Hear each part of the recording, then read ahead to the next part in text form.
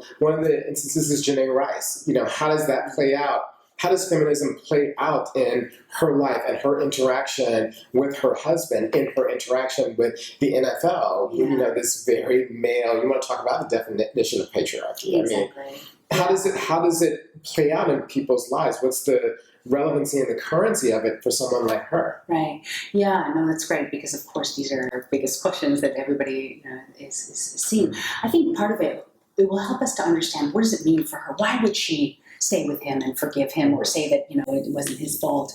I think it's about understanding the larger structures in which, you know, she's a part, and he's a part too. Right, right. It's not about saying, oh, he's a violent, horrible person. I mean, sure, he was violent. But and horrible. Right, but why is that, right? What has enabled him to do that? Right.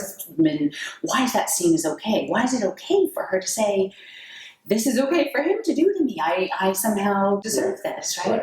I think there are larger structures of power that are racialized and gendered and so on, and we should all be questioning, do we say this too? Is this okay? In what, you know, parts of our lives do we say oppression is okay? You know, I'm not saying that it's black and white and that that she has false consciousness in some senses, and by saying she loves her husband and forgives him or whatever. Because from her perspective, as she talked about, she was empowered. This is my decision. This is what we are doing. You are getting in the way. This constant attacking of him is actually re-victimizing me. And so the argument is about empowering me, but I feel you're taking away my power. So she's made a very strong argument about a choice. Yes, exactly. Yeah, and who are we to say that she doesn't feel empowered in those kinds of situations? On the other hand, I do think there are structural realities, and I wonder who wants to be knocked out and to be punched and to be. I mean, I just feel like those kinds of arguments just say it's okay, it's my choice, it's a relativist choice, are ones that are dangerous, because they often where they end up playing the most is saying women of color or women from different places. That's the way you want to do it. It's your culture. It's okay, which really disempowers women there, and say, okay, you know, it's okay for me to be beaten, but not for you. I think those are dangerous arguments, and I think the biggest thing to do is to think about what makes it okay for him to do it, and for her to say, I've made this choice. And how does it play out? How do you think feminism plays out, the broad concept, not the variations, but in the life of someone like Michelle Obama, right, who herself is very much, in a lot of ways, you know, a post-feminist figure, in which she made decisions about who she was going to marry, when they were going to get married, how many children they had. For most of their career, she was the primary breadwinner. His career took the backseat to hers. Yeah. You know, but then now in this role of First Lady, she has a very traditional role, and a role that comes out of the position of the plantation mistress in American society. I mean, the first Lady of the United States was a plantation mistress, Martha Washington, and she set the tone for what that was going to be like, what that office was supposed to be, and Dolly Madison and all these other people. Right. Yeah, I think such an important point is that one gets put into certain kinds of positions that are historically shaped, and it's very difficult to shake them, right? It's very difficult to completely overturn them.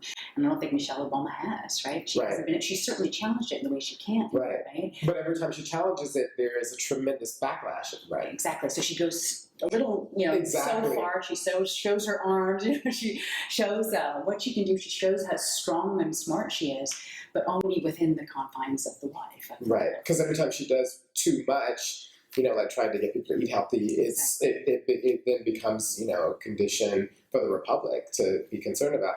And that may actually, it tipped off something in my head about Janay Rice. I mean, one of the things is that she's trapped in a very traditional institution, you know, that for the longest time was about property, right, and the sharing of property and the pooling of property and resources. And that's pretty much still what is her relationship, right?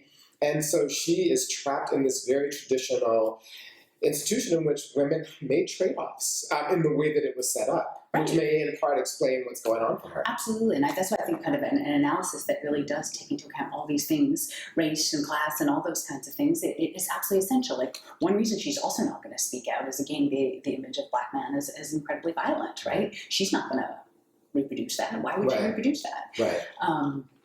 And as you said, at the same time she challenges it, she challenges her position in a very kind of, a certain class status that's enviable, right? Right.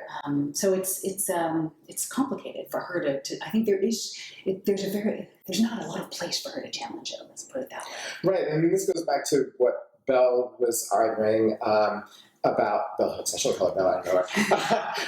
but was arguing about Beyonce, right? In which she's in some respects playing a very traditional role. She doesn't really challenge it, and has gained a lot of power off of it because she's able to squeeze in it and make it work for her. Yeah, right? Yeah, exactly. I mean, again, Bell Hooks calling it faux feminism, right? Right. Which is reproducing the order that already oppresses you.